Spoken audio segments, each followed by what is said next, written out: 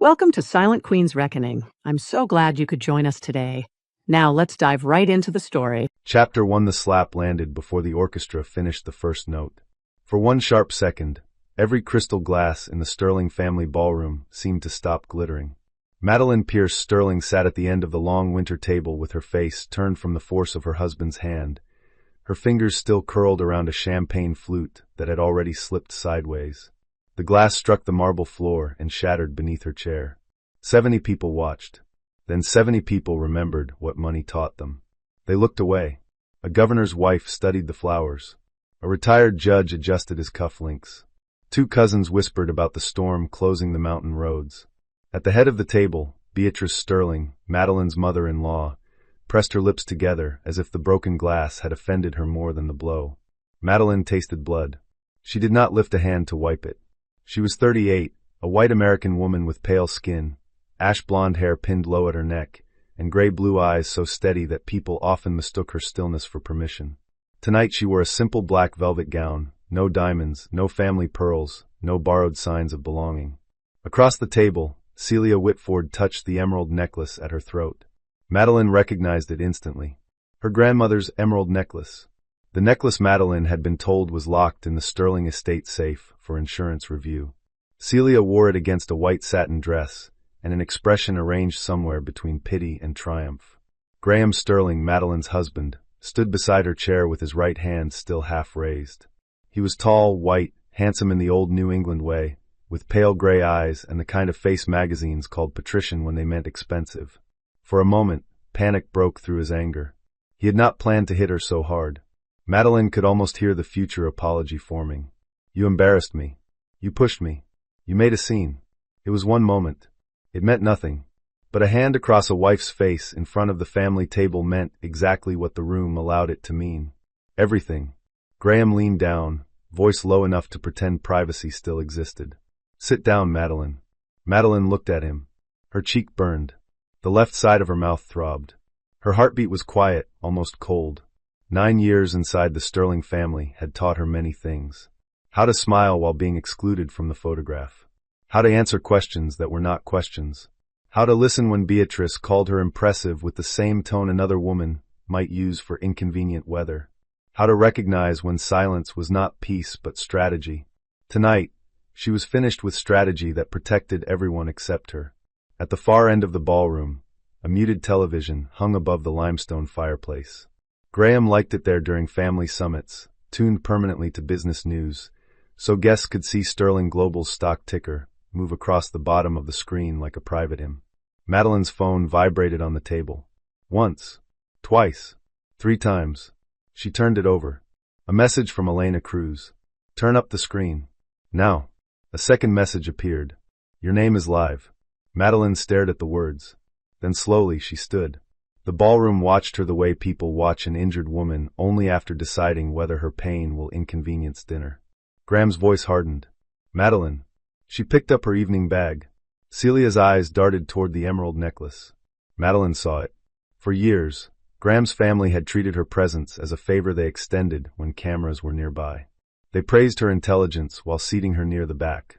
They introduced her as Graham's wife, never as Madeline Pierce, never as the woman whose investigations had once brought senators to trial and hospital chains to federal court. To them she was useful proof that the family could marry outside its circle and still keep the circle intact. They thought marriage had quieted her. They never understood. It had only given her a better view. Madeline walked away from the table. Her heels crossed the marble floor. The ballroom doors opened into a private lounge where the television was no longer muted. A man's voice from the broadcast filled the room. Tonight, Meridian News announces the return of Pulitzer-winning investigative journalist Madeline Pierce as primetime anchor and chief correspondent. Madeline stopped in the doorway. On the screen was her photograph. Not the society portrait Beatrice had approved for charity brochures. Not the wedding picture where Graham's hand rested possessively at her waist. This was Madeline 6 years earlier, standing outside a courthouse in a navy coat, hair short, eyes clear, microphone in hand. The woman she had been before the Sterlings taught her that comfort could be another word for disappearance. The anchor continued. Her first investigation exposes allegations of donor fraud, medical charity abuse, and witness intimidation inside one of America's most influential family foundations. The image changed. A headline filled the screen. Inside the Sterling Foundation. Someone behind Madeline gasped. She turned. The ballroom doors stood open. Every guest had heard. Graham stood in the entrance, all color drained from his face. Beatrice was behind him, frozen for the first time Madeline had ever seen. Celia's hand had closed around the emerald necklace. Graham's younger brother, Preston, was no longer laughing. Madeline wiped the blood from the corner of her mouth with her thumb. Then she smiled. Not warmly. Not cruelly. Like a woman who had finally stopped protecting a room that deserved the truth. Chapter 2. Madeline Pierce had been raised in a small mill town in Maine by people who did not own much but understood value. Her mother taught 10th grade history in a public school where half the textbooks were older than the students. Her father repaired fishing boats in summer and snowplows in winter, and he knew every road that turned dangerous when money left town before the people did. Their house was narrow, warm, loud, and full of books from library sales and second-hand furniture her mother polished like inheritance. Madeline learned early that names mattered. Addresses mattered. Paper trails mattered. Who signed a form mattered. Who disappeared from a form mattered more. At 8, she asked why one neighborhood had new streetlights while another stayed dark. At 12, she wrote a letter to the county paper after her grandmother's clinic closed with 2 weeks' notice. At 17, she won a scholarship for an essay about public neglect wearing polite language. By 29, Madeline was the youngest national correspondent at Meridian News. She built her career on not flinching. She exposed a private prison contractor billing states for beds that did not exist. She uncovered a judge taking luxury trips paid through a nonprofit education fund. She reported from flood zones, court steps, hospital corridors, union halls, and church basements where people were tired of being interviewed by polished outsiders who left before the repair work began. Madeline did not leave quickly. That was why viewers trusted her. That was why powerful men feared her. That was why Graham Sterling noticed her. They met at a legal ethics forum in Washington. He was 33, newly promoted at Sterling Global, sent by his family to speak about responsible capital. Madeline had just moderated a panel so sharp that 2 lobbyists left before the cameras cut. Afterward, Graham approached with a glass of water, not wine. You made half the room regret having email accounts, he said. Madeline took the water. They should. He laughed. It was a good laugh then. Open. Unprotected. It reached his eyes before money had time to interfere. He asked her to dinner. She refused twice. The third time, he invited her to a small family-owned bistro near U Street and admitted he had chosen it because she once said expensive rooms made people confuse price with taste. Madeline laughed despite herself. Graham could be charming when charm was not yet a weapon. For the first 2 years, he seemed different from the world he came from. He listened when she spoke about policy. He read her articles before congratulating her on them. He met her parents without pretending not to notice the peeling paint on their porch or the old truck sitting on blocks beside the shed. He told her he hated how his family talked about ordinary people as markets, blocks, demographics, assets. Madeline believed him. That was the thing betrayal always stole first. Not love. Confidence in your own judgment. They married in a stone chapel on the Sterling property in Vermont. Beatrice wore dove gray and smiled for the photographers. Preston made a toast about Graham finally meeting a woman who could cross-examine him at breakfast. Everyone laughed. Madeline's mother squeezed her hand so tightly the ring pressed into her skin. Are you sure? Her mother whispered before the ceremony. Madeline looked at Graham waiting at the altar. Yes. For a while, yes seemed true. Then the small corrections began. Beatrice suggested Madeline straighten her hair for the foundation portrait because soft waves photograph with more grace. Graham said his mother meant well. A donor asked Madeline if she planned to keep working after marriage or focus on being an asset to Graham's public life. Graham said the man was from another generation. At a family dinner, Preston joked that Madeline made the Sterlings look grounded without the inconvenience of actually knowing ordinary people. Graham said Preston had always been an idiot. But he said it later, in their bedroom, not at the table. Silence, Madeline learned, could be a delayed apology pretending to be loyalty. The first time she turned down an assignment because it conflicted with a Sterling Foundation gala, Graham said he appreciated her sacrifice. The 5th time he stopped noticing. When Meridian offered her a longer investigative contract that would require travel and legal risk, Beatrice invited her to tea. You are brilliant, dear, Beatrice said, pouring Earl Grey into porcelain cups older than most museums. But brilliance can become abrasive in a wife. Madeline stared at her. Beatrice smiled. I only mean Graham needs calm around him. The world is already sharp enough. That evening, Graham asked Madeline whether she was tired of fighting all the time. All the time? She asked. You know what I mean. She did.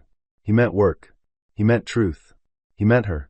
Chapter 3. Celia Whitford entered through the side door, the way the most dangerous people often do. She was 29, white, blonde, and glossy in a way that made cameras forgive her lack of substance. Her father owned 3 private surgical centers. Her mother sat on the boards of 2 museums and a children's charity that spent more on luncheons than grants. Celia had no formal role at first.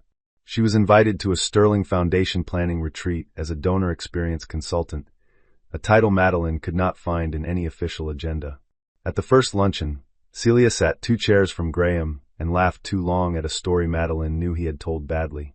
At the second, she touched his wrist while asking about a hospital wing project. At the third, she wore a gold bracelet Madeline had last seen in Graham's safe. When Madeline asked about it, Graham did not look up from his phone. It is probably similar. It was engraved with his grandmother's initials. That seems unlikely, Madeline said. His mouth tightened. Are we really doing this? Doing what? Turning jewelry into testimony. The word testimony stayed with her. People used to admire Madeline for noticing details. Now her husband treated the same skill like a marital defect. Celia became impossible to miss. Foundation meetings, private dinners, Aspen planning calls, museum openings where she stood beside Graham while Beatrice introduced her to donors as fresh energy. Madeline did not need a photograph of them in bed. Affairs began long before beds. They began when a man let another woman disrespect his wife and enjoyed the room learning it was allowed. One night, Madeline came home from visiting her mother in Baltimore and found Celia in her kitchen, barefoot, wearing Graham's cashmere sweater, stirring honey into tea. Oh, Celia said, looking over her shoulder. You are back. Not hello. Not Madeline. You are back. Graham appeared from the pantry with 2 mugs and a face too controlled to be innocent. We were reviewing donor language for the pediatric wing, he said. In my kitchen? Celia lifted the spoon and smiled. Your husband makes terrible tea. Madeline looked at Graham. He looked away first. Later, in their bedroom, he said she had embarrassed him. Madeline laughed once. I embarrassed you? You made Celia uncomfortable. Celia was barefoot in my house. She had been working all day. So have I, Graham. His face cooled. Yes, we all know you work. There it was. The resentment that had been growing under polished floors. From then on, the house became a crime scene without police tape. A blonde hair near the powder room sink. A lipstick mark on a glass Madeline never used. A receipt for a jewelry repair shop in Graham's jacket. Then the emerald necklace disappeared. Madeline searched every drawer, every travel pouch, every jewelry case. The necklace had been her grandmother Ruth's, bought piece by piece over 20 years from overtime pay and pawnshop bargains. It was not a sterling heirloom. It was not expensive enough for Beatrice to respect until Celia wore it. When Madeline asked Graham, he said the estate insurance team had taken it for appraisal. Which team? He sighed. Madeline. Which team? You are exhausting when you are like this. Like what? Suspicious of everyone. Madeline looked at him. No, she said. Not everyone. The following week, Elena Cruz called. Elena had produced Madeline's best investigations at Meridian. She was Puerto Rican, Bronx-raised, brilliant, blunt, and allergic to wealthy families who called corruption tradition. I need to ask you something, Elena said. If you are calling about the anchor job, I already told Meridian no. You told old Meridian no. New Meridian is different. We want you back with full legal support and editorial control. Madeline stood in her study, staring at an empty velvet necklace case. I am not ready. Elena's silence said what words did not. Then she said, Are you not ready? Or are the Sterlings more comfortable when you think you are not ready? Madeline closed the case. Elena continued. I also have a file. On what? The Sterling Foundation. Madeline's fingers stilled. Elena's voice lowered. Pediatric cancer grants. Disaster relief funds. Donor-advised accounts. Shell vendors. If half of what I have is real, your in-laws are laundering reputation through sick children. Madeline looked toward the closed study door. And Graham? He appears in the emails. Madeline did not speak for a long moment. Elena said softly, "If I send it, can you read it as a journalist before you read it as a wife?" Madeline looked at the empty necklace case again. "Yes," she said. Chapter for the first file arrived at 1:17 a.m. Madeline waited until Graham fell asleep before opening it in the guest room, the only room where she could lock the door without being asked what she was hiding. The folder was labeled Sterling Pediatric Initiative. Inside were grant ledgers, internal emails, vendor lists, event budgets, payment approvals, and whistleblower statements from 2 former foundation accountants. The first irregularity was small. A transportation grant to rural cancer patients reduced by 30% after administrative review, though the donor report claimed full distribution. The second was worse. A scholarship fund for children of deceased patients billed for communications consulting, luxury hotel blocks, and donor sentiment mapping. The third made Madeline sit back. Celia Whitford's company. Whitford Philanthropic Image. Monthly retainer, $40,000. Additional event strategy, $92,000. Donor hospitality expenses, $180,000. Jewelry and wardrobe styling for foundation public representatives, $47,000. Madeline stopped breathing. The emerald necklace had not been stolen for romance. It had been folded into fraud. She read until dawn. By sunrise, she had a timeline. By the end of the week, she had a case. The pattern was elegant in the way rock can be elegant when covered by marble. Money entered the foundation through grief. Donors gave because they had lost children, sisters, spouses, friends. The Sterling Foundation promised pediatric research, family housing, treatment travel, funeral relief, counseling, and clinical access. Then fees bloomed between promise and patient. Strategic advisory, donor stewardship, narrative alignment, public trust management. Words designed to sound clean while hands got dirty. Madeline did not touch foundation systems she had no right to access. She did not steal Graham's passwords. She did not use marital proximity as a shortcut. Every document came through whistleblowers, public filings, donor records, vendor subpoenas obtained by Meridian's legal team, and former employees with names, dates, and receipts. That mattered. The Sterlings would attack her before they answered a single fact. Bitter wife. Ambitious woman. Bitter working-class wife weaponizing resentment and marriage. Madeline could hear the phrases before they hired the crisis firm. So she built the investigation to stand without sympathy. Elena called every night. "What do you need?" "Another accountant." "Done." "Hospital confirmation for the grant shortfall." "Working on it." "A legal review on the Celia vendor chain." "Already scheduled." "And the anchor contract?" Madeline would look toward the bedroom where Graham slept beside his phone, face peaceful, secrets charging on the nightstand. "Send it," she said. The contract from Meridian offered prime-time anchor, chief investigative correspondent, full editorial independence on long-form corruption reporting, and a launch date that made Elena laugh when Madeline first read it. The same night as the Sterling Winter Summit. Coincidence? Madeline asked. Elena said, "I prefer the word architecture." Madeline signed 2 weeks later. Graham did not notice. That was the strange freedom of being underestimated. You could move entire walls while people congratulated themselves for closing a door. Chapter 5 The Sterling Winter Summit took place every February at Pinecrest Lodge, a private mountain estate in Colorado where the wealthy gathered to pretend networking was family tradition. Snow blanketed the pine trees. Fireplaces burned in every room. Staff carried silver trays through corridors lined with old hunting prints and newer security cameras. The final night was always the family gala. 70 invited guests. No press inside. No public microphones. Only donors, politicians, judges, hospital executives, foundation partners, and relatives who understood that the most important business often happened after dessert. Madeline arrived in black velvet with no jewelry except small gold hoops her mother had given her at college graduation. Beatrice looked her over in the foyer. "No necklace tonight?" Madeline smiled. "It is being appraised, apparently." Beatrice's face did not move, but her eyes did. Graham appeared beside them. "Ellie, not tonight." Madeline turned to him. "Did you just call me Ellie?" He blinked. That was Celia's mistake. Her friends called her Ellie. Madeline's name had never been shortened by anyone who loved her. Graham recovered. "I said honey." "No," Madeline said. "You did not." Beatrice's tone sharpened. "We have guests." "You always do." Madeline walked into the ballroom before either could answer. Celia was already there. White satin dress. Blonde hair swept over one shoulder. emerald necklace bright against her throat. Madeline's grandmother Ruth had worn that necklace to church every Easter after Madeline's grandfather died.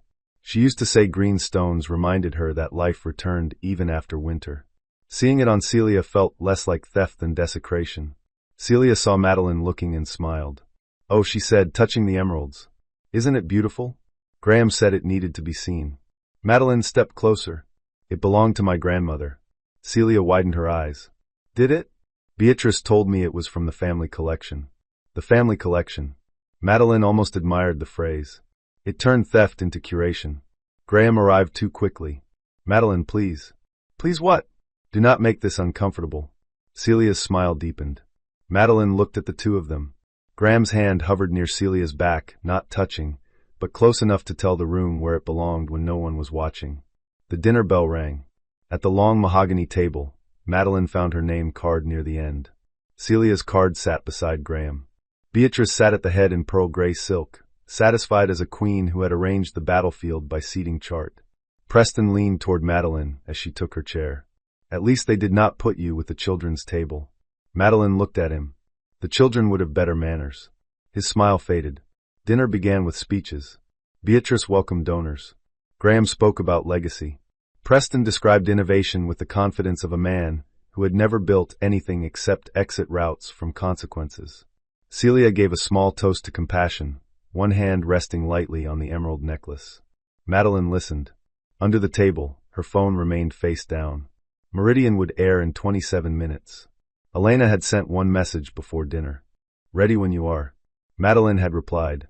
"Air it on schedule." At dessert, Beatrice turned the conversation toward the Foundation's upcoming hospital partnership. Graham praised Celia's donor strategy. Celia lowered her eyes modestly. Then Beatrice said, "Madeline, perhaps you can help us with the language. You were always good at making difficult subjects sound emotional for television." A few guests chuckled. Madeline lifted her water glass. "I prefer making difficult subjects accurate." Preston groaned. "Here we go." Graham murmured Madeline. She looked down the table at Celia. "Start with the necklace. It is inaccurate to call stolen property a styling choice." The room stopped. Celia's face flushed. Beatrice set down her fork. "That is a serious accusation." "Yes." Graham leaned close. "Stop." Madeline did not lower her voice. "Did you give Celia my grandmother's necklace?" His jaw tightened. Celia whispered Graham. Preston laughed. "She always does this. Finds a courtroom in every room." Madeline turned to him. "And somehow there is always evidence." Graham stood so fast his chair scraped the floor. "Enough." Madeline stood too. For once they were eye to eye. He spoke through his teeth. "You will not humiliate this family because you cannot control your jealousy." Jealousy, Madeline thought, was such a small word for the theft of a life. She said, "If your family is humiliated by the truth, Graham, that is not my jealousy. That is your accounting." His hand moved before the sentence finished. The sound cracked across the ballroom. The glass fell. The room froze. And then, exactly on schedule, Madeline's phone began to vibrate. Chapter 6. For a moment, Graham seemed more shocked by the silence than by what he had done. Madeline saw his face rearrange itself in real time. Rage retreating. Fear stepping forward. Calculation arriving late and poorly dressed. He lowered his hand. "Madeline," he whispered. She did not answer. Beatrice's eyes moved around the table, measuring witnesses, alliances, exits. Preston's smirk had vanished. Celia sat very still, one hand at the necklace, the emeralds rising and falling with her breath. Madeline's phone vibrated again. She turned it over. "Elena, turn up the screen. Now." Then another message. "Your name is live." Madeline rose from her chair. Graham's voice snapped low. "Sit down." No one laughed this time. Madeline picked up her evening bag and walked out of the ballroom. Each step felt separate from the pain in her face. She crossed the foyer and entered the private lounge where the television was mounted above a cabinet of imported whiskey. The screen showed Meridian News. The sound was already on. A temporary anchor looked into the camera. Tonight, Meridian News announces the return of Pulitzer-winning investigative journalist Madeline Pierce as primetime anchor and chief correspondent. Madeline stopped beneath the screen. Behind her, the family and guests gathered in the doorway, pulled by disaster and curiosity. The broadcast continued. After an 18-month independent investigation, Meridian News has obtained financial records, internal communications, and whistleblower testimony raising serious questions about the Sterling Foundation's Pediatric Cancer Initiative, disaster relief grants, and donor advisory network. Documents filled the screen. Grant ledgers, vendor chains, emails, then Celia's company. Whitford philanthropic image. Celia grabbed the back of a chair. Graham whispered no. Madeline turned to face the room. The broadcast behind her kept speaking. The investigation was led by Madeline Pierce, whose return to prime time marks one of the most anticipated journalistic comebacks of the year. Preston said, "This is illegal." From the television, Elena's voice answered in a pre-recorded segment. All records shown in this report were verified by Meridian Legal, outside forensic accountants, former federal investigators, and documented sources with direct knowledge of Foundation operations. A retired federal judge near the back removed his glasses. A donor stepped away from Beatrice. The governor's wife, who had ignored the slap, now stared at Madeline's bruised cheek with guilt arriving too late to be useful. Graham grabbed the remote from a side table and pressed buttons wildly. The channel did not change. The Lodge media system had been locked for Sterling presentations. Madeline knew because Graham once asked her to fix it 5 minutes before a donor luncheon. On screen, an email appeared. From Beatrice Sterling to Graham Sterling. Subject, Celia transition. The anchor read the excerpt aloud. Madeline has become a liability. Celia is easier, grateful, and far better suited to the public face we need. Celia made a small sound. Madeline looked at her. Easier, Madeline said softly. Celia looked at Beatrice. For the first time, the mistress understood she had not been elevated. She had been selected. Another email appeared. From Graham Sterling to Preston Sterling. Madeline asks too many questions. Keep her away from Foundation records until after Pinecrest. Graham's face twisted. Beatrice said sharply, "This is marital retaliation. Everyone here can see that."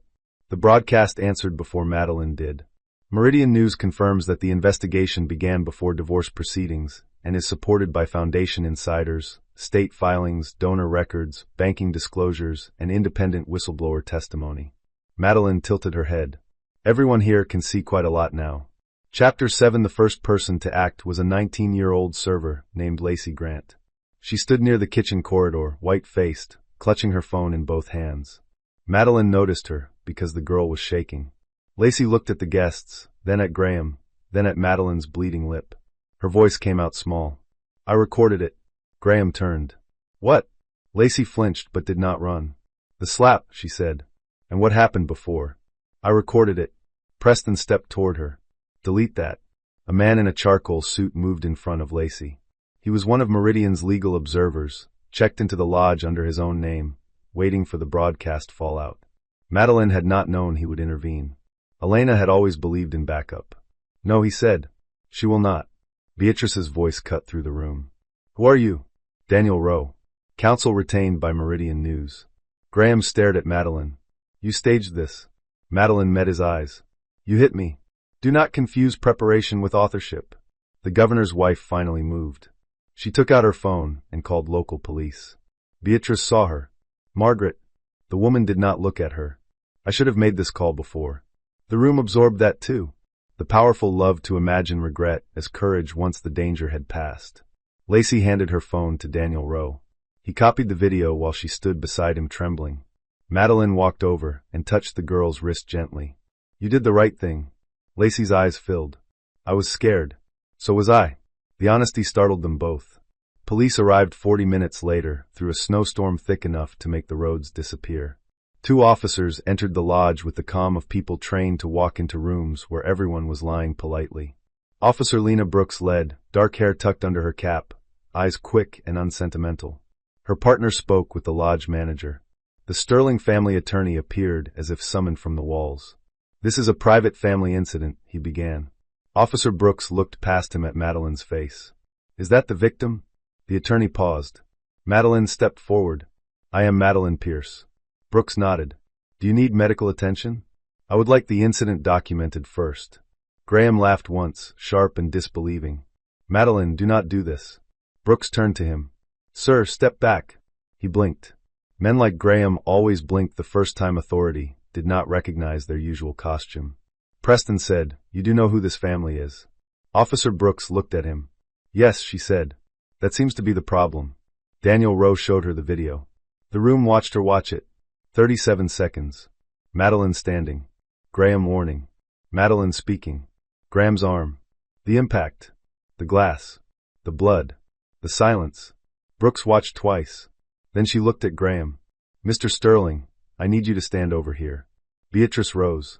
This is absurd. Brooks did not raise her voice. Ma'am, sit down. Beatrice sat.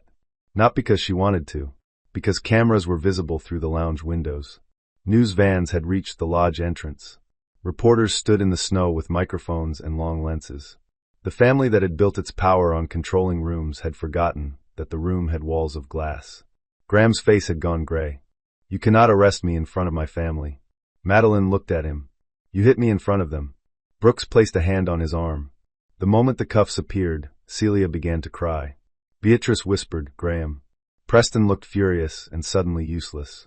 As Officer Brooks read Graham his rights, the television behind them continued airing Madeline's investigation. Payment trails crawled across the screen. Donor interviews played. A former foundation accountant described pressure to falsify reports. The Sterling Empire did not explode. It began to crack, line by line, fact by fact. That was worse. Explosions could be framed as accidents. Cracks proved the structure had been rotten. Chapter 8 by morning, the video was everywhere. The slap. The emerald necklace. Madeline's name appearing on live television.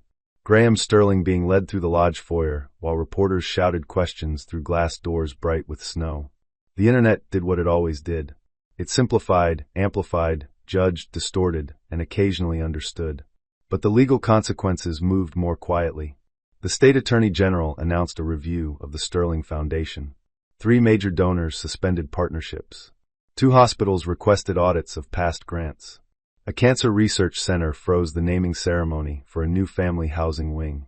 A senator's office issued a statement expressing concern, which was political language for stepping away from a burning house without admitting you smelled smoke earlier. Beatrice released a statement at noon.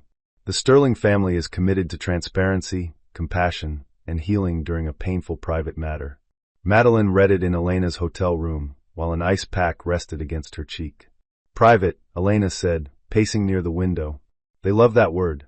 They hit you in public, steal in public, fundraise in public, then ask for privacy when consequences arrive. Madeline set the phone down. The swelling had darkened under her left eye. Her lip had split. Her body ached in places she had not noticed the night before. Shock was like winter clothing. It kept you from feeling the full cold until you came indoors. Elena stopped pacing. Do you want to postpone Monday? Monday was Madeline's first live broadcast from the Meridian primetime desk. No. Madeline. No. Elena studied her. You do not owe anyone proof of strength. I know. Do you? Madeline looked at the screen where news clips replayed without sound. Graham's bowed head. Beatrice's diamond profile. Celia's hand at the emerald necklace. Herself, standing still with blood at her mouth. I am not going on air to prove I survived him, she said. I am going on air because the story is bigger than him. Elena's face softened. Good answer, she said. Annoyingly noble. Terrible for my blood pressure. The divorce filing went out that afternoon. So did the protective order.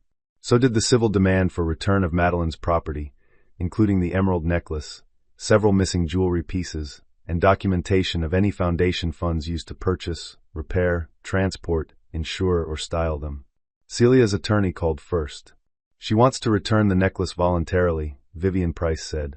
Vivian was Madeline's divorce lawyer, a white woman in her 50s with silver hair, rimless glasses, and the cold patience of someone who had spent 30 years watching rich men confuse panic with innocence. Madeline was sitting in a small conference room at Meridian's Denver bureau. Voluntarily, Madeline repeated.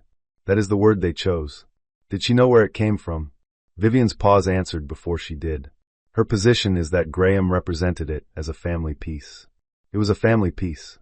Madeline, not his family. Vivian's mouth twitched. I will write that in more expensive language. Chapter 9. Celia Whitford folded first. Madeline had expected Preston. He was loud, careless, and weak under pressure. But Celia had fewer protections than the Sterling bloodline, and more paperwork connecting her to money. 3 days after Pinecrest, Celia's attorney delivered the emerald necklace, 2 bracelets, a pair of diamond studs, and a signed statement claiming she had been misled about both Graham's marriage and the source of foundation payments. Madeline read the statement once. Then she read Celia's private messages attached in the cooperation packet. Graham says Madeline is too proud to make a scene. Beatrice thinks I can soften the donor room after the transition. If Madeline objects, we frame it as jealousy. She is sensitive about being excluded. Another message, sent to a friend after a foundation gala. She looked so angry when she saw the necklace. I almost felt bad. Almost. Madeline placed the pages on Vivian's desk. Vivian removed her glasses. Almost as doing a lot of work. Celia's public image collapsed within a week. Brands deleted photographs. A museum board postponed her advisory appointment. The private clinics connected to her father issued a statement emphasizing independence from her consulting firm. Her friends, who had once appeared in every charity photo, disappeared with the discipline of smoke. Madeline did not celebrate. Celia had harmed her, but Celia had also revealed something useful. The Sterlings did not corrupt people alone. They recruited whatever weakness stood near them. Vanity, greed, fear, ambition, prejudice, hunger for belonging. Then they called the result loyalty. Preston tried arrogance first. He went on a financial podcast and called the investigation a domestic spectacle dressed as journalism.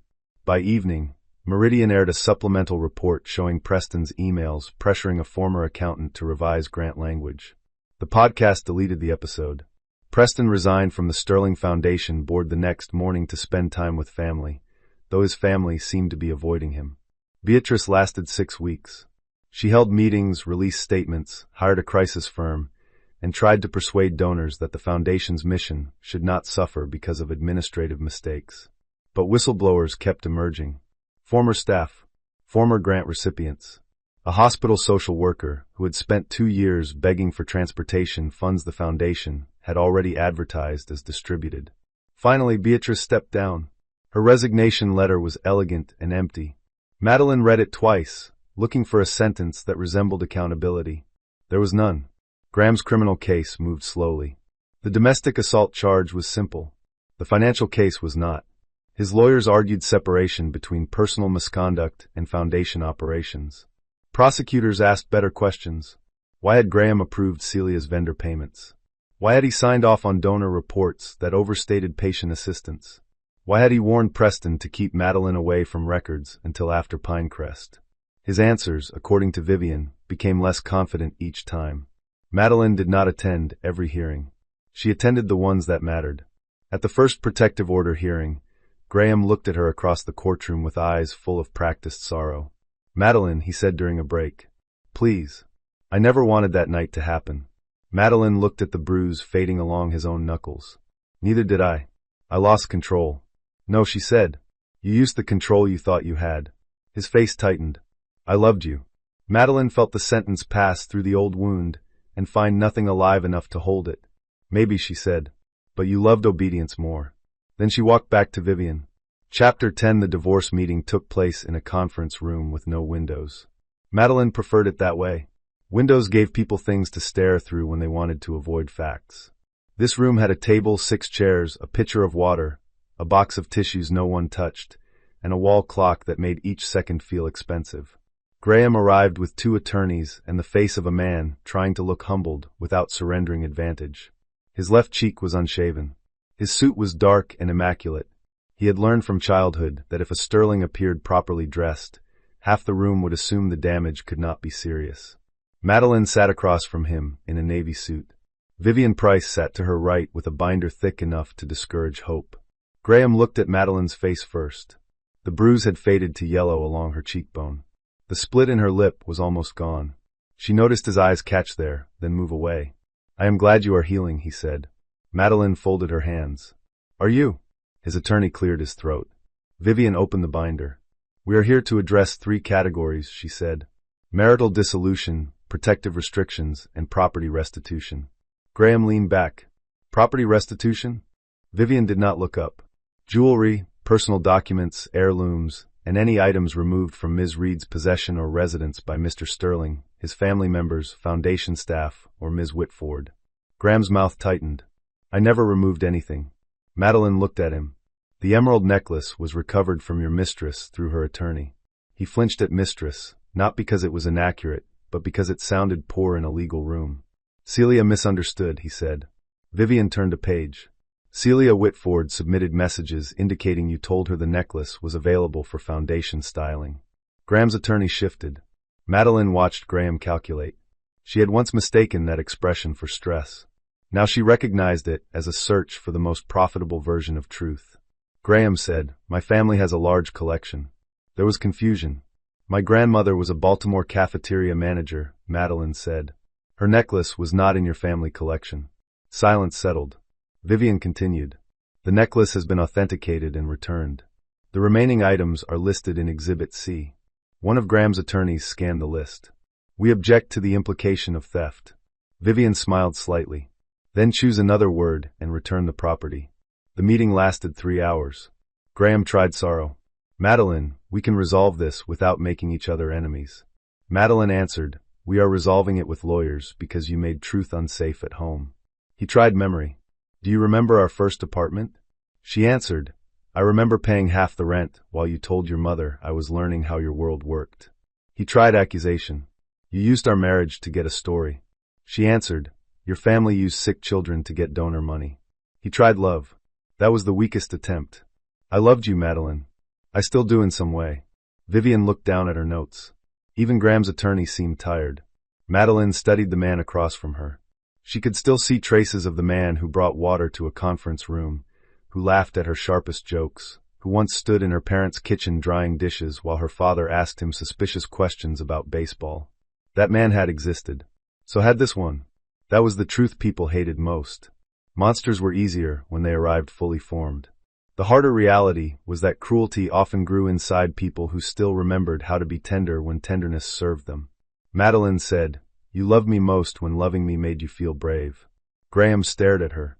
She continued, "Then your family made my dignity inconvenient, and you chose convenience." He looked down. For once, he had no polished answer. The settlement terms were severe but clean. Madeline kept her premarital assets, her retirement accounts, and the Baltimore house she had bought for her parents. Graham waived any claim to future income from Meridian or from the Pierce line. He agreed to a no-contact provision except through counsel. He agreed to restitution for property removed or damaged. He agreed not to challenge the release of records already provided to law enforcement and Meridian. The last term made him look up. "You want me to help send my family to prison?" Madeline's voice stayed calm. "I want you to stop helping them avoid accountability. Those are not the same thing. They became the same when your family made you part of the cover." His attorney whispered something in his ear. Graham closed his eyes. When he opened them, he looked smaller. "Fine," he said. "Not noble. Not brave. Not redeemed. Fine." Madeline accepted it anyway. Consequences did not need to arrive beautifully to be useful. After the meeting, Vivian and Madeline walked to the elevator. Vivian pressed the button. "You handled that well." Madeline leaned against the wall for the first time all morning. "Did I?" "You did not throw the water pitcher. That was the legal standard. For today, yes." Madeline laughed softly. The elevator doors opened.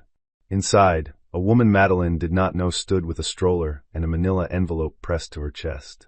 She stared at Madeline for a second too long, then looked away, embarrassed. Madeline stepped in. The doors closed. The woman whispered, "I saw your broadcast." Madeline turned. The woman's fingers tightened around the envelope. "My husband works for a judge. Everyone keeps telling me to be careful, that he can ruin me, that nobody will believe me. I was here to talk to someone, but I almost left." The elevator descended. Madeline felt Vivian go still beside her. The woman swallowed.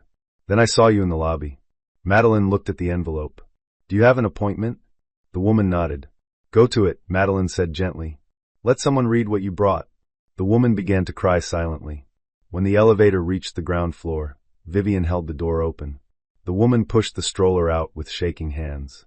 Madeline watched her walk toward reception. Vivian said, "That is why you went on air Monday." Madeline nodded. The bruise on her face would fade. That moment would not. Chapter 11. The Attorney General's hearing began in late spring. By then, the Sterling name had become a cautionary phrase in donor circles. Foundations hired outside auditors with sudden enthusiasm. Hospital boards reviewed naming agreements. Wealthy families who had once competed for Beatrice's invitation list now discovered urgent travel conflicts whenever her assistant called. The hearing room was packed. Former foundation staff filled 2 rows. Families who had applied for aid and never received it sat together near the aisle. Reporters lined the back wall. A sketch artist sat beside a columnist, pencil moving quickly across paper. Madeline attended not as a witness that day, but as a reporter. That distinction mattered to her. She sat behind the meridian table with a legal pad and no visible expression while Beatrice Sterling took the oath. Beatrice looked smaller under public lighting. Still elegant. Still white-haired and diamond-pinned. But without her ballroom, without seating charts and inherited portraits, she was simply a woman being asked why money meant for children had passed through shell vendors before reaching anyone in need. The first hour was procedural. The second was surgical. An assistant attorney general displayed a donor brochure showing a smiling child in a knit cap beneath the words, "Every dollar goes directly to care."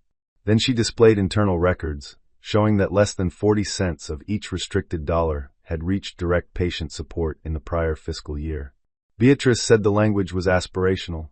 A mother in the 3rd row made a sound that was almost a sob. Madeline looked down at her notes, then back up. The assistant attorney general moved to Celia's company. Whitford Philanthropic Image was paid for donor experience strategy. What did that mean? Beatrice adjusted her glasses. Donors require thoughtful engagement. The attorney displayed a photograph of Celia at a foundation gala wearing Madeline's emerald necklace. Would jewelry purchased, transported, repaired, or styled through foundation-related funds fall under donor engagement? Beatrice's mouth tightened.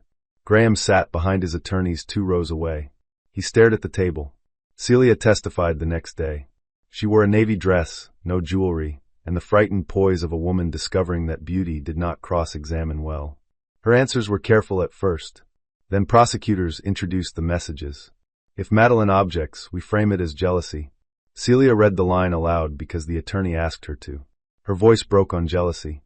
Madeline felt nothing dramatic. Not satisfaction. Not pity. Only a quiet recognition that cruelty sounded less impressive when repeated under oath. Graham testified on day 4. That was the first time Madeline saw him tell the truth, without trying to make it useful. Yes, he had approved payments. Yes, he knew Celia's role was personally conflicted. Yes, he had warned Preston not to give Madeline access to foundation records. Yes, he understood donor reports overstated direct aid. Why did you allow that? The attorney asked. Graham sat very still. Because everyone did, he said. The answer was terrible. It was also honest. Madeline wrote it down. Because everyone did. That was how rooms became dangerous. Not only through villains, but through culture. Through families where no one stopped the first small theft, the first cruel joke, the first exclusion, the first lie told for image. Through people who did wrong, and people who found it more comfortable to call wrong complicated. After the hearing, Madeline filed her report from the courthouse steps. She did not mention Graham except where facts required it. She did not say my husband. She did not say the man who hit me. She said Graham Sterling, former foundation executive. Names mattered. So did distance. That night, Elena found her in the studio kitchen heating soup in a paper bowl. You know you can go home, Elena said. Madeline looked at the microwave. I know. Are you avoiding the apartment? Maybe. The apartment was new. Sunlit, high enough above the city that traffic became a low ocean sound. Madeline had chosen it because no Sterling had ever entered it. No portraits. No inherited silver. No rooms where she had once rehearsed conversations that never went well. Still, some evenings she found herself staying at the studio too late, because going home meant sitting alone with a freedom she had wanted, and did not yet fully know how to inhabit. Elena leaned against the counter.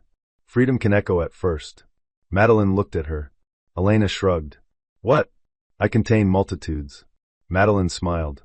That weekend, she invited her parents to visit. Her mother walked through the apartment slowly, touching nothing, approving everything with suspicious restraint. Her father stood by the window and looked down at the city.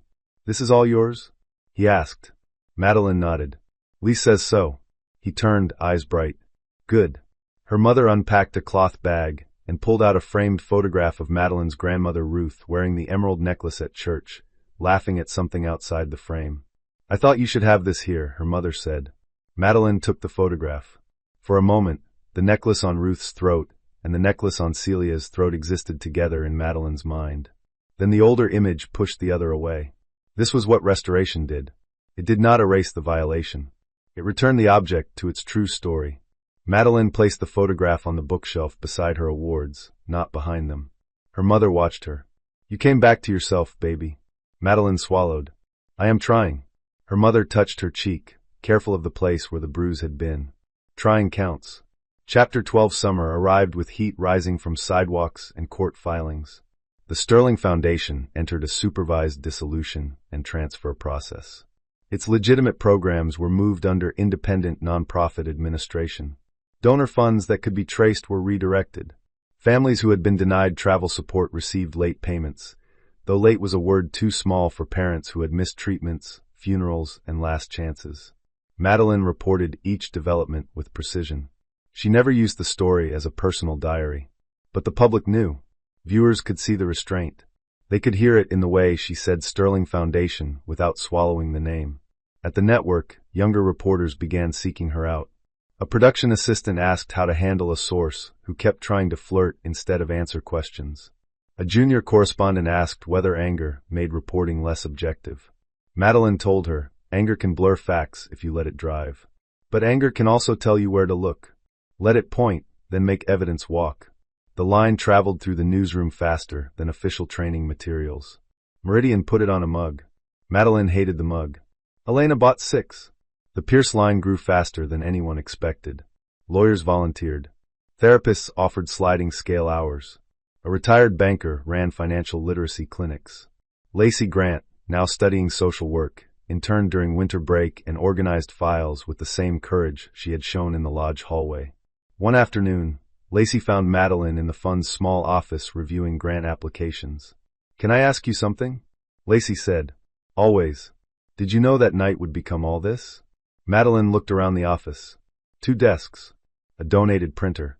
Legal pamphlets stacked in cardboard boxes. A whiteboard full of names and deadlines. "No." Lacey sat in the chair across from her. "Were you afraid it would only become gossip?" "Yes." "What made it different?" Madeline considered the question. For a while, only the hum of the printer filled the room. Then she said, "We gave people somewhere to put the recognition." Lacey frowned. Madeline leaned back. "A scandal makes people stare. A structure lets them act. The broadcast made people look. The fund gives them a number to call, a lawyer to meet, a plan to follow. If you expose harm but build no door, people stay trapped in the room with the truth." Lacey was quiet. Then she said, "I want to build doors." Madeline smiled. "Good. We need more doors." That evening, Madeline went home before sunset. The apartment was warm with amber light. She changed into soft clothes, made tea, and stood in front of the bookshelf where Ruth's photograph sat beside the restored emerald necklace in a glass case. She did not wear the necklace often, not because it hurt too much, because it belonged first to memory, not display. Her phone buzzed. A message from Vivian. Final decree entered. "You are officially divorced." Madeline read it once. Then again. Officially divorced. The words did not create the feeling she expected. No dramatic flood. No victorious music. Just a loosening in her chest, as if a hand she had stopped noticing had finally opened. Elena texted 30 seconds later. "Do not sit alone being dignified. I am bringing dinner." Madeline replied. "Bring the spicy noodles." Elena sent back. "Obviously." Madeline laughed. The apartment filled gradually that night. Elena arrived with food. Madeline's parents called on speaker. Lacey sent too many heart emojis. Vivian sent a message that read, "Congratulations. Now do not marry anyone with a foundation." For the first time in years, Madeline celebrated without performing happiness for people evaluating whether she deserved it. She ate noodles from a paper carton, barefoot on her own rug, in a room where no one corrected her posture or asked her to lower her voice. It was not grand. It was freedom. And freedom, she was learning, often arrived without an audience. Chapter 13 The first night Madeline sat at the Meridian primetime desk, 30 million people watched. Some watched for the scandal. Some watched because they remembered her old reporting. Some watched because they wanted to see whether a woman could be slapped in a ballroom on Friday and anchor national news on Monday without turning into a symbol too heavy to breathe under. Madeline did not give them tears. She did not give them revenge. She gave them the news. Clear voice. Straight posture. Brown eyes steady on the lens. The same discipline that had carried her through hurricanes, indictments, courtrooms, hospital corridors, and 9 years of polished domestic erasure. At the end of the broadcast, the teleprompter moved to the closing line. Madeline read it. Then she paused. Elena, in the control room, leaned forward. Madeline looked into the camera. There are moments, she said, when silence feels like dignity because it keeps a room comfortable. But sometimes silence does not protect dignity. Sometimes it only protects the people causing harm. No one in the studio moved. Madeline continued. If you are watching tonight from inside a life where you are expected to absorb cruelty quietly, I hope you hear this clearly. The truth does not become cruel because it embarrasses someone powerful. Leaving a room built to diminish you is not failure. It is evidence that you finally understand your own size.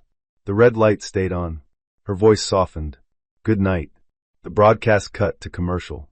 In the control room, Elena wiped her eyes and pretended to study ratings. The ratings broke records. But what mattered more arrived later. Emails, letters, calls. Women wrote from kitchens, offices, shelters, guest rooms, parked cars. Men wrote too. People who had sat through dinners where jokes turned into warnings. People who had been told to keep family matters private while the family destroyed them in public. People who recognized the specific violence of everyone looking away. Madeline could not answer them all. Instead, she created the Pierce Line, a legal and crisis support fund for people trapped in abusive marriages where wealth, reputation, or family influence made escape more dangerous. Lacey Grant, the server who recorded the video, received the fund's first education grant. She wrote Madeline a note. I was scared, but I kept thinking someone should do something. Thank you for making me feel like someone counted. Madeline kept the note in her desk drawer at Meridian. On difficult nights, she read it before going on air. Chapter 11. A year after the slap, Madeline returned to Pinecrest Lodge. Not for the Sterlings. The family no longer held its winter summit there. The lodge had ended the contract quietly, citing scheduling conflicts no one believed.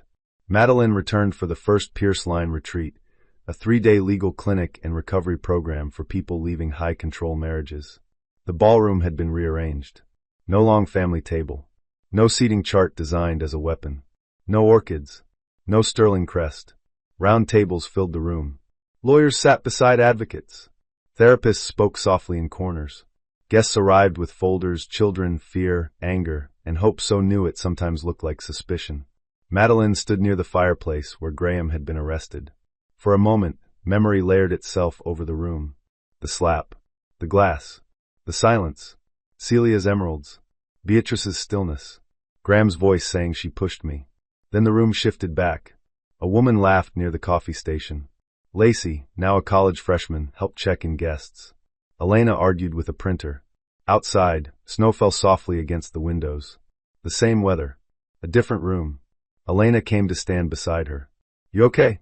Madeline watched 2 volunteers carry boxes of legal packets across the marble floor. Yes. Really? Madeline smiled. Really. That evening, she gave a short speech. No cameras were allowed. No press. No donor wall. Just the people in the room and the people there to help them. I used to think survival meant staying composed while other people mistreated me, Madeline said. I thought if I could remain calm enough, graceful enough, useful enough, no one could say I had failed. Several women looked down. They knew. Madeline continued. But there is a kind of composure that becomes a cage. There is a kind of grace that teaches cruel people they can keep going. I do not regret my silence when it was the only tool I had. I honor the woman who used it to survive. But I will not confuse survival with freedom. Her throat tightened. She let it. For anyone here who has been told that speaking will ruin a family, damage a name, destroy a legacy, or embarrass someone important, I want to say this. A legacy that depends on your silence deserves to be questioned. A family that requires your disappearance is not protecting love. It is protecting power. No applause came at first. Just quiet. The good kind. The kind where words land deeply enough that people need a moment before responding. Then Lacey began to clap. Others joined. Madeline looked around the ballroom and understood something she had not known a year ago. The opposite of humiliation was not public victory. It was ownership. Of the story. Of the room. Of the self. Chapter 12. Later that night, after the retreat dinner, Madeline walked outside alone. Snow fell over the mountain, soft and endless. Her breath clouded in the cold air. The lodge glowed behind her. Her phone buzzed. A message from an unknown number. Graham, I watched your broadcast tonight. I am sorry for what I made you carry. Madeline stared at the words. A year ago, she would have searched them for meaning. Now she simply recognized them as late. She typed one sentence. Carry your own truth now. Then she blocked the number. Not because she hated him. Because she did not. Hatred kept a chair for him in her life, and she had no chairs left for men who needed her small. Madeline slipped the phone into her coat pocket and looked up at the dark mountain. For 9 years, the Sterlings had treated her like a woman temporarily permitted to stand near inherited power. They never understood. She had never needed permission. She had only needed to stop asking the wrong room to see her. The snow kept falling. Behind her, the ballroom was full of people learning that silence was not the rent they owed for survival. Ahead of her, the path down the mountain was white, clear, and entirely her own. Madeline walked forward, not as Graham Sterling's wife, not as the woman who had been slapped in front of 70 witnesses, not as the headline people tried to simplify. She walked as Madeline Pierce, reporter, survivor, witness, and author of her own life. The room that once looked away from her had become the room where others found their voices. That was not revenge. That was restoration. And restoration, Madeline had learned, was quieter than applause but stronger than any dynasty built on silence. If you enjoy stories about betrayal, hidden truth, public reversals, and women who reclaim their power with dignity, subscribe for more emotional revenge stories and identity reveal twists.